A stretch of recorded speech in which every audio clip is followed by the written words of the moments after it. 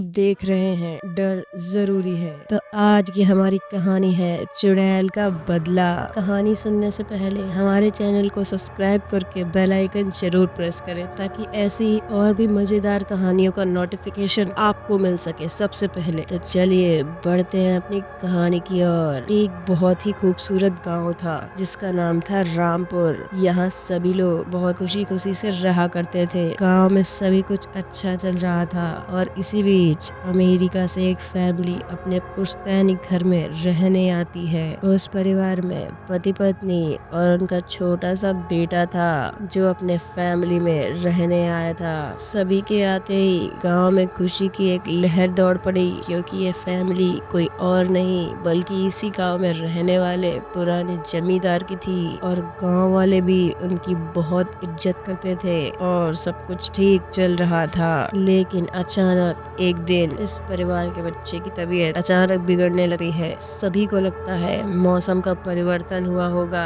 लेकिन बात तो कुछ और ही थी। धीरे धीरे लड़के का चेहरा नीला पड़ने लगा। आनन फानन में परिवार के डॉक्टर को बुलाया गया और जब डॉक्टर को भी कुछ समझ नहीं आया तो उसने पास में ही बने एक हॉस्पिटल में उन्हें जाने की सलाह दी ताकि बच्चे की बीमारी का पता लगाया जा सके। और परिवार ने डॉक्टर की सलाह मानकर उनके अनुसार हॉस्पिटल में जाना जरूरी समझा। सारे परीक्षण होने के बाद भी कुछ हासिल नहीं हुआ। जैसे ही सारा परिवार गांव पहुंचा तो गांव के कुछ बुजुर्गों ने बच्चे की हालत देखकर उन्हें ओझा के पास जाने को कहा। आज भी उस गांव में पुराने रीति रिवाज के अनुसार झाड़ फूक करके इलाज करने की प्रथा कायम है और परिवार के सभी सदस्य बच्चे के लिए ओझा के पास जाने के लिए भी तैयार हो गए। गांव के पास ही पहाड़ी में एक बाबा रहते थे जो कि काली विद्या में ही माहिर थे। जैसे ही उनके आश्रम की सीढ़ियों में वह बच्चा अपने परिवार के साथ पहुंचा तो ओझा जोर जोर से चिल्लाने लगा, तू क्यों आई है, तू क्यों आई है?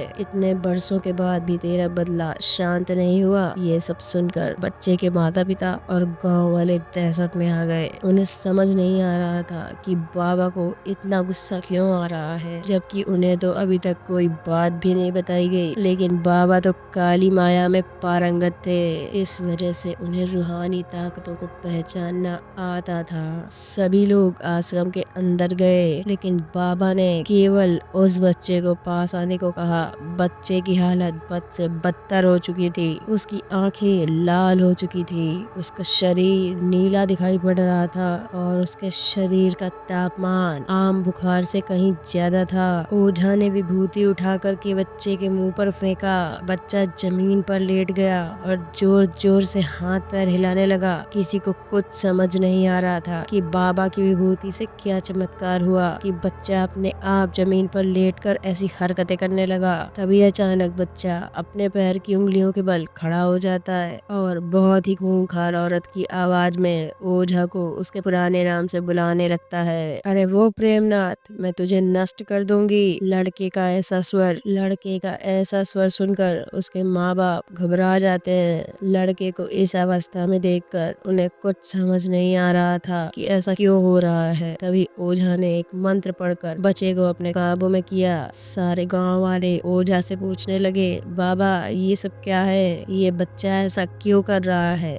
तभी ओझा ने बताया कि इसके अंदर कुछ चुड़ैल आ चुकी है जो कि आज से 10 साल पहले चोरी के आरोप में जिंदा जला दी गई थी। उसे ऐसी सजा देने वाले कोई और नहीं बल्कि इसी बच्चे के दादाजी थे और वह चुड़ैल अपना बदला लेने इसीलिए आई है क्योंकि वह गर्भवती अवस्था में जिंदा जला दी गई थी और उसकी कोख में पल रहा मासूम बच्चा भी उसी आग में जिंदा जलकर राख हो गया। इसी वजह से वह उस वंश के सभी बच्चों को दर्दनाक मौत देना चाहती है ताकि उसका बदला पूरा हो सके। ये सारी कहानी जानने के बाद परिवार वाले ओझा के सामने गिड़गिड़ाने लगे और अपने बच्चे की जान की भीख मांगने लगे और तभी ओझे की बहुत सी कोशिशों के बाद भी उस चुड़ैल पर कोई फर्क नहीं पड़ रहा था, लेकिन वो ओझा इन सब चीजों में पारंगत था। तभी ओझा ने अपनी घोर तपस्वी शक्ति से मंत्रों के उच्चारण के साथ उस चुड़ैल को मासूम बच्चे से बाहर निकाल दिया और कुछ ही क्षणों में बच्चा सामान्य हालत में आने लगा। सभी को लगा कि सब कुछ हमेशा के लिए ठीक हो गया है, लेकिन ये तो एक शुरुआत थी। और कुछ ही समय बाद फिर से उस बच्चे की हालत वही हो जाती है जो पहले थी, और अब उसकी हालत इतनी बद से बदतर हो जाती है कि उस बच्चे को बचा पाना किसी के बस की बात नहीं थी। और फिर वो परिवार फिर से उस ओझा के पास पहुंचता है, लेकिन इस बार ओझा की बहुत कोशिशों के बाद भी वो बच्चा मौत के मुंह में चला जाता है। और इसी के साथ ये भूतिया और खूंखार कहानी खत्म होती है। तो अब आपको ये कहानी कैसी लगी ये हमें नीचे कमेंट सेक्शन में ज़रूर बताएं। वीडियो अच्छी लगी तो चैनल को सब्सक्राइब करके बेल आइकन ज़रूर प्रेस करें,